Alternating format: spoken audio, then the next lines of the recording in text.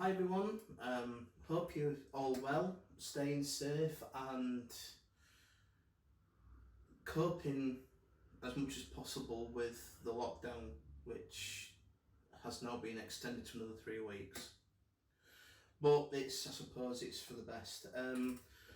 So I just want to say, if we all stick to the rules and we all try and work together on this, the quicker this virus will dissipate, and the sooner that we do that, life will return to normality fairly soon.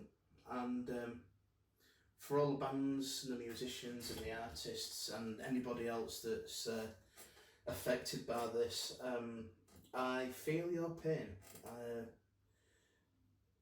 Everything has stopped, there's nowhere to rehearse because they're all shut. There's nowhere to gig because it's all shut down.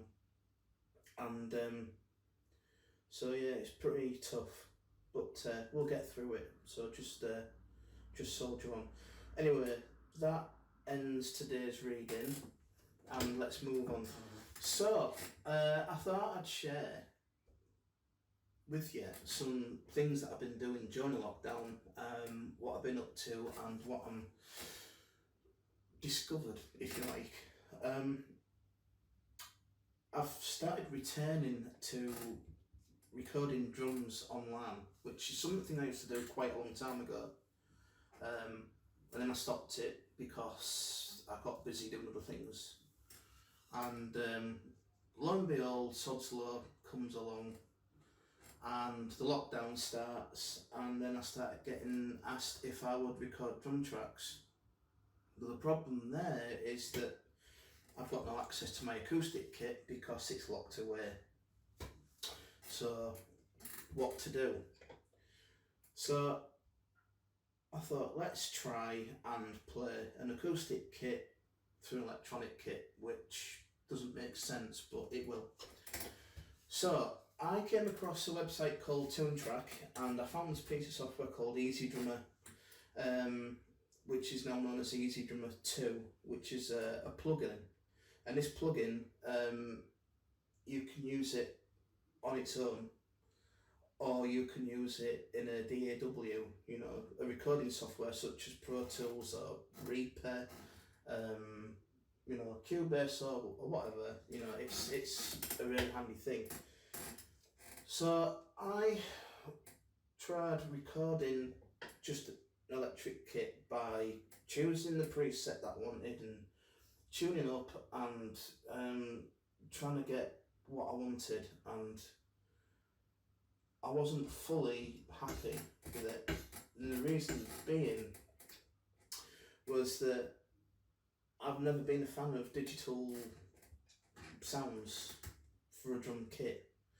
Anything percussive or effects is brilliant, but when you're trying to emulate an actual drum kit, it's difficult, and I don't find any sort of satisfaction in that sense, sound-wise. So the deal with EasyDrummer is that it has pre-sampled acoustic drum kits in there, such as Yamaha, Gretsch, Pearl, Sonnet, and so on, and you can choose whichever one you want and tune them up. Also, you can mix the pads or the drums individually as a multi-channel, so rather than record from a module and it all be one long file that you can't really do much with, you can record with EasyDrummer, and you can set it up as a multi-channel with its built-in mixer, which also communicates with the DAW, and you can individually tweak each pad in the same way as you would with an acoustic kit on a desk. So it's absolutely amazing. And then you can add the other plugins like your effects and reverbs and things like that. So just to give you an idea of how this sounds, I am sampling the Yamaha 9000, which is basically the old recording custom, and the kit that I've got is the Yamaha Maple Custom, so the two are very reminiscent. So I've managed to get those sample sounds, and I've tuned it in the exact way that my kit's tuned, and things, and the cymbals that I'm using in the software are Sabian cymbals. So basically the sounds are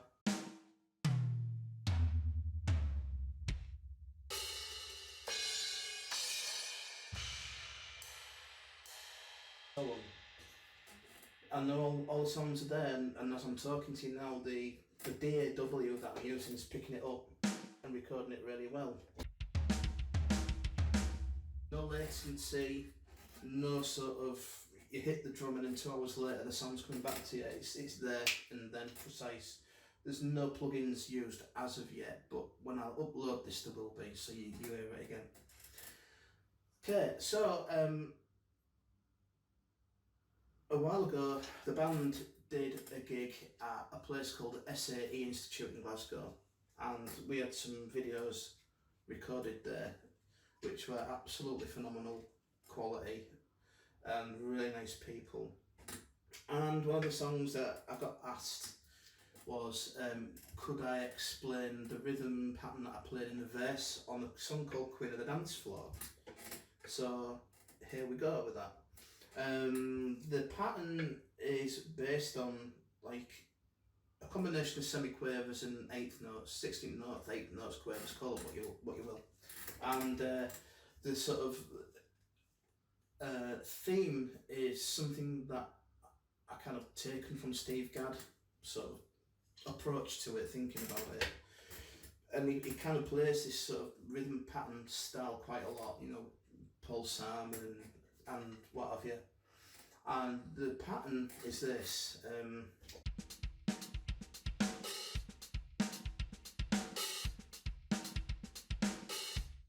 that's the pattern.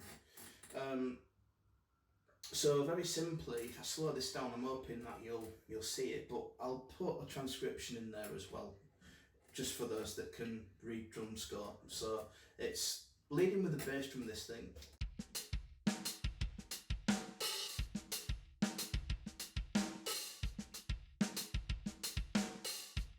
Yeah, and that's what it's doing. Obviously, when you put the speed on, you get more of the effect.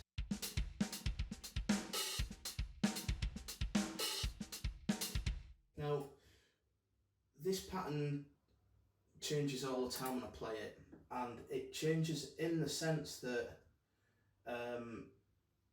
I will maybe add extra things on the hi-hat or put more sort of closed rolls within the pad. So kind of an idea for that would be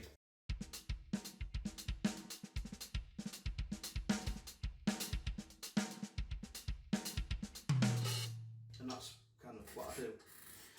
So yeah, that's the pattern there.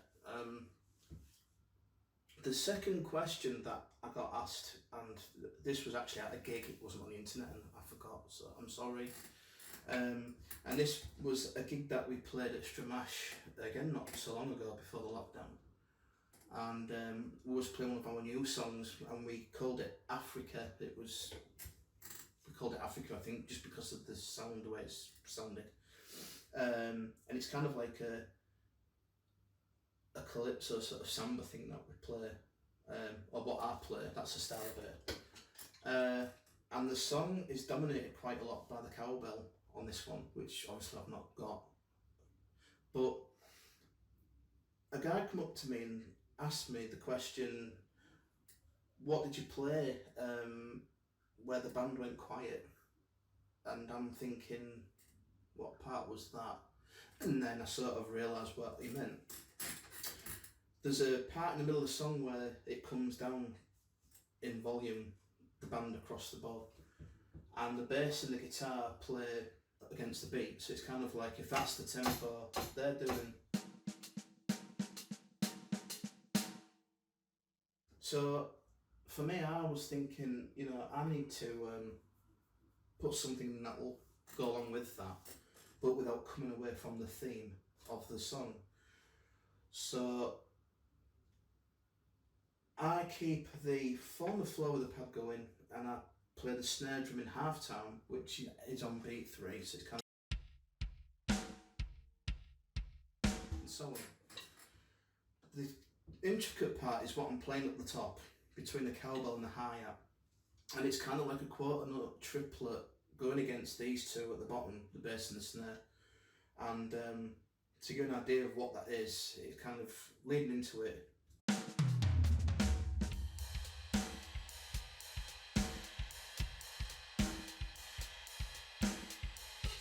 And that's what it is. So I'm going to again include that in a transcription, and I'm going to play it slow and take certain parts of the kit away, and then you can hear what it is that I'm doing, hopefully. So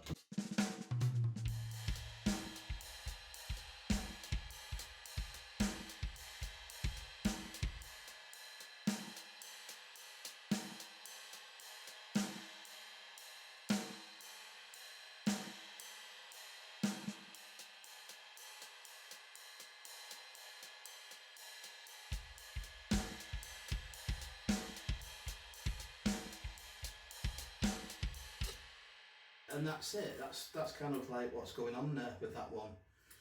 So that's the modulations type pattern, having that ability to make something sound either a bit unstable when it's not, or something sounding like it's not in time but it is, and that's a whole new sort of technique that would probably take another video. But that's kind of what I do.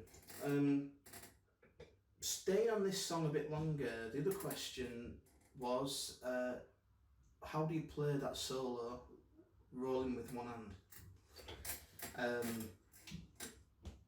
And there's no secret tricks or anything, it's straightforward technique. The solo in question, while the band is vamping or playing over the top, is this.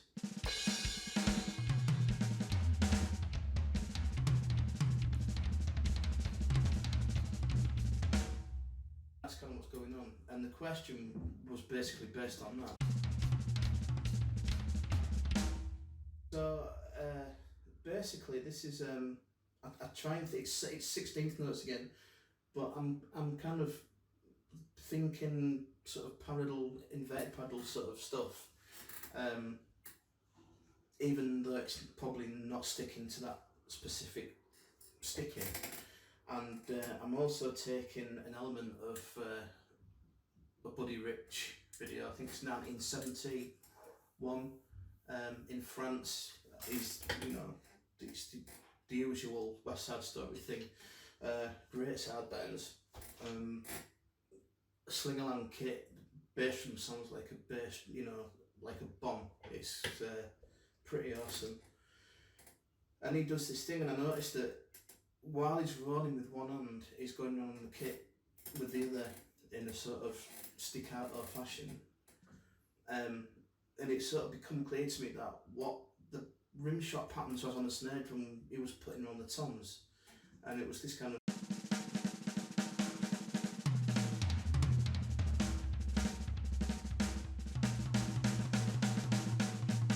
that sort of thing. So I kind of took that and put it within the pattern, so it kind of went.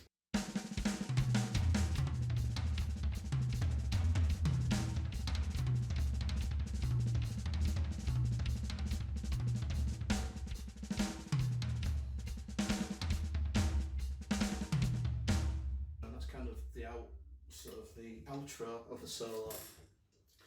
And yeah, it's just kind of, if I slow it down, I won't put the bass drum in it, but all you're doing really is this. This is the basis.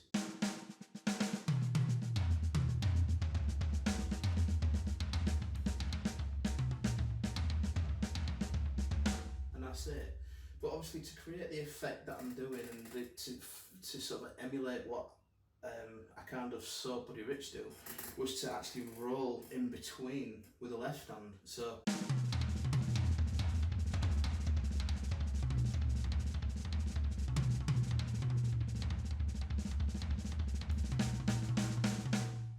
and that's kind of like what was going on, and then it just drops into 16s coming out of it.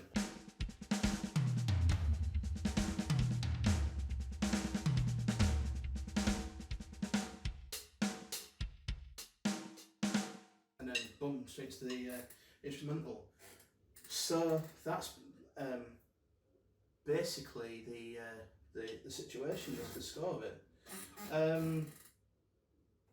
So that's kind of what I wanted to do for this video today, is to share with you, and you know, feel free to take anything away and use it for yourself. It's, you know, that's what we're here for, to share and learn from each other. So just before I go, I'll just want to take a couple of seconds to give some shout outs to obviously my family and friends. Give me shout outs to my fellow brethren in DopeSickFly, and in addition to that, also shout outs to Darren Noden at Pellwood Drumsticks, great guy. Pellwood sticks, absolutely amazing. The reason why I've not got them in this video is because my stick bag is with my acoustic kit, I should say, which is also locked up. So luckily I've got my trusty Dave Weckl sticks, so that's all good. Also shout out to Andy at Butera Drums. He's the guy who you'll need to speak to for all your drum needs, and he's also the distributor for Centent Cymbals. And on that note, Centent Cymbals, I will shout out to the Stonez. Centent Cymbals are absolutely phenomenal, and I use them regularly, and probably the best sounding cymbal I've used so far, you know, in my opinion. And also lastly, to shout out to the guys at KickBlock. And if you've ever done a gig where you're absolutely fed up with your bass drums and pedals shifting away from you all the time, you need to get KickBlock, and it's just a block with a Velcro thing on the bottom. Stick it down in front of your bass drum or your pedals, and it'll stay there all night long, and you won't have to worry about it. You stick it down and you forget about it, and that's it. A great piece of kit, just to make your life on stage a lot easier and less stressful. So that's it for now. I hope to see you all again soon, and stay safe, stay well.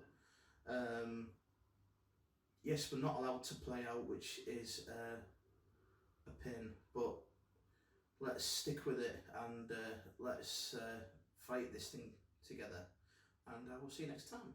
So goodbye for now.